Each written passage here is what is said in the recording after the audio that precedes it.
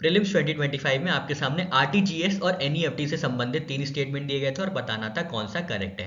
पहले स्टेटमेंट में दिया गया था आरटीजीएस में सेटलमेंट तुरंत होता है, इंस्टेंटेनियस होता है, जबकि एनईएफटी में थोड़ा सा टाइम लगता है सेटलमेंट होने में। ये स्टेटमेंट 1 में था। स्टेटमेंट 2 में बताया गया था आरटीजीएस में कस्टमर से इनवर्ट ट्रांजैक्शन के लिए चार्ज लिया जाता है, लेकिन एनईएफटी में ऐसा नहीं है। ये स्टेटमेंट 2 में कहा गया था। स्टेटमेंट 3 में कहा गया था आरटीजीएस के ऑपरेटिंग आवर्स कुछ दिनों में रेस्ट्रिक्टेड रहते हैं, कुछ दिनों के लिए रेस्ट्रिक्टेड रहते हैं, जबकि एनईएफटी के लिए ऐसा नहीं है। ये कहना था स्टेटमेंट 3 में। अब आपको बताना था कौन सा करेक्ट है। तो इसमें सही आंसर है only first statement is correct, rest all statement are incorrect. Second और थर्ड स्टेटमेंट इनकरेक्ट है, statement 1 is completely correct.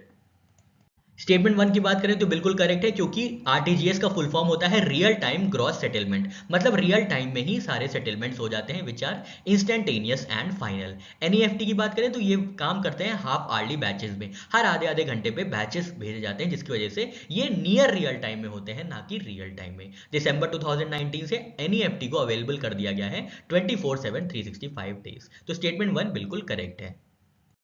Second statement बिल्कुल गलत है, क्योंकि आरटीजीएस में इनवर्ट ट्रांजैक्शन के लिए कोई भी पैसे या कोई भी चार्ज नहीं लिया जाता है कस्टमर से। इनवर्ट ट्रांजैक्शन मतलब मान लीजिए हमने आपके अकाउंट में पैसे भेजे तो आपको ही चार्ज पे करना है उस पैसे को रिसीव करने के लिए, तो ऐसा तो नहीं होता है। इनवर्ट ट्रांजैक्शन जो होते हैं वो फ्री ऑफ चार्ज होते हैं for both RTGS and NEFT. बस बैंक चार्ज कर सकते हैं आउटवर्ड ट्रांजैक्शन के लिए, यानी मनी को भेजने के लिए, मनी को सेंड करने के लिए थोड़ा सा ट्रांजैक्शनल चार्ज लिया जा सकता है, पर इनवर्ट ट्रांजैक्शन के लिए कोई भी चार्ज नहीं लगता है। तो स्टेटमेंट 2 इनकरेक्ट है, जहां बताया गया था कि इनवर्ट ट्रांजैक्शन के लिए भी चार्ज किया जाता है।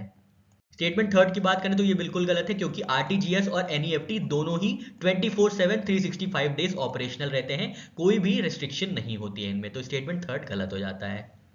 दोनों में डिफरेंस देख लेते हैं। तो सेटलमेंट मोड हमने देखा, एक में रियल टाइम होता है आरटीजीएस में, और एनईएफटी में near real time batch processing होती है। स्पीड ऑफ ट्रांसफर आरटीजीएस में इंस्टेंटेनियस और फाइनल होती है, और एनईएफटी में थोड़ा सा डिले हो जाता है due to half hourly batch settlement. ठीक है। मिनिमम ट्रांसफर अमाउंट कितना है, तो आरटीजीएस में मिनिमम ट्रांसफर अमाउंट है 2 लाख 2 lakhs, और एनईएफटी में कोई भी मिनिमम अमाउंट नहीं है, आप 1 रुपए भी भेज सकते हैं एनईएफटी के थ्रू।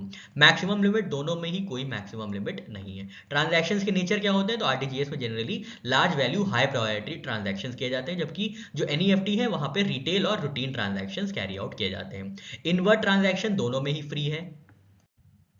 आउटवर्ड ट्रांजैक्शंस में कुछ चार्जेस लिए जाते हैं बैंक द्वारा। अवेलेबिलिटी तो दोनों ही की अवेलेबिलिटी 24/7 365 डेज है। सिस्टम का टाइप क्या है, तो एक रियल टाइम कंटिन्यूअस सेटलमेंट है आरटीजीएस, जबकि एनईएफटी जो है वो डिफर्ड नेट सेटलमेंट है इन बैचेस।